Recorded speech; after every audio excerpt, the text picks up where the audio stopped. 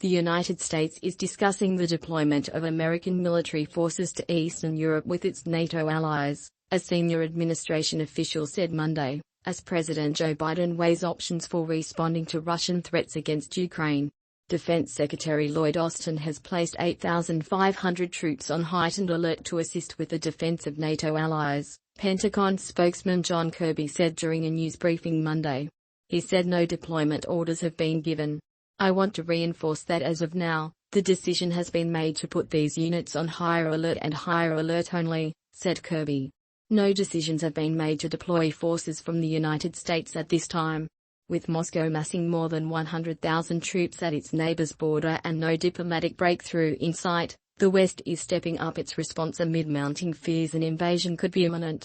Conversations are underway with NATO countries that could receive U.S. military forces as part of a plan to deter Russian President Vladimir Putin's aggression, the official said.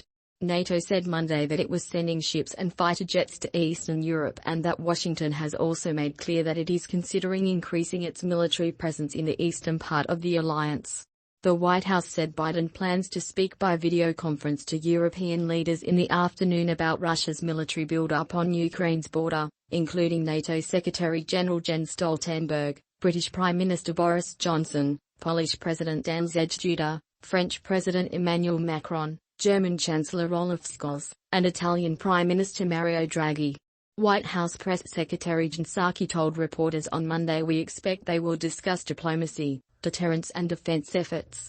She adds, there will certainly be a discussion about pending sanctions or a discussion of that would be a part of talks as well.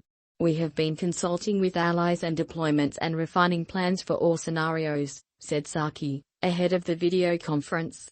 We have always said we would reinforce our allies on the eastern flank and those conversations and discussions have certainly been part of what our national security officials have been discussing with their counterparts now for several weeks.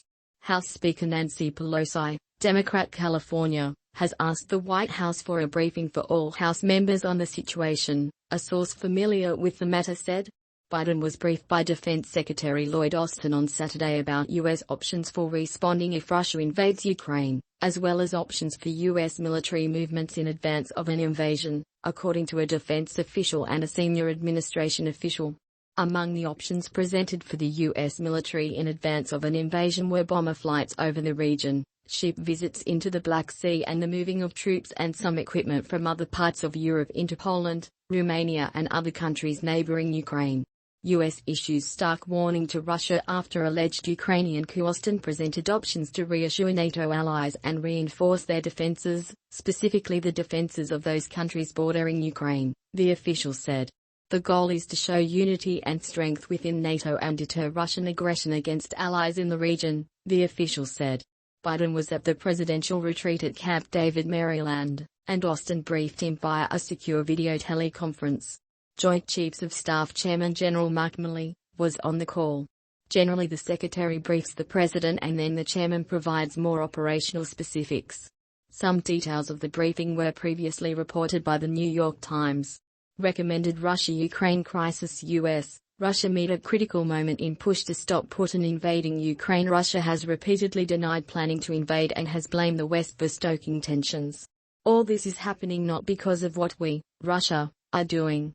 This is happening because of what NATO, the US are doing, Kremlin spokesman Dmitry Peskov said during a conference call with reporters on Monday.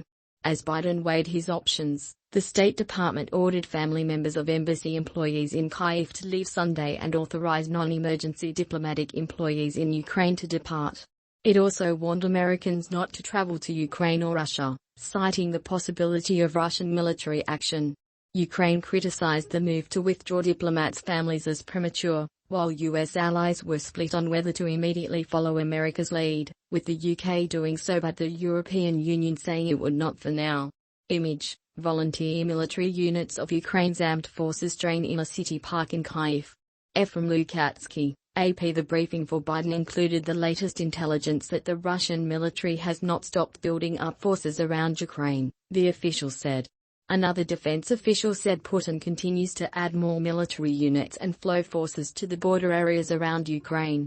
He's getting stronger, literally by the day, the defense official said. The officials would not say whether Biden approved any movements. The senior administration official did say some troops and assets could be repositioned in the coming days.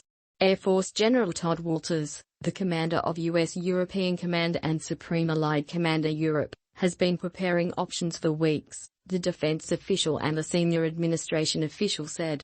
Walters has the authority to move some forces around his theater, but he is keeping Austin and military leaders informed given the gravity of the situation, the official said. Meanwhile, NATO said early Monday that it was putting extra forces on standby and sending more ships and fighter jets to the region, including beefing up its deterrence presence in the Baltic Sea. NATO will continue to take all necessary measures to protect and defend all allies, including by reinforcing the eastern part of the alliance.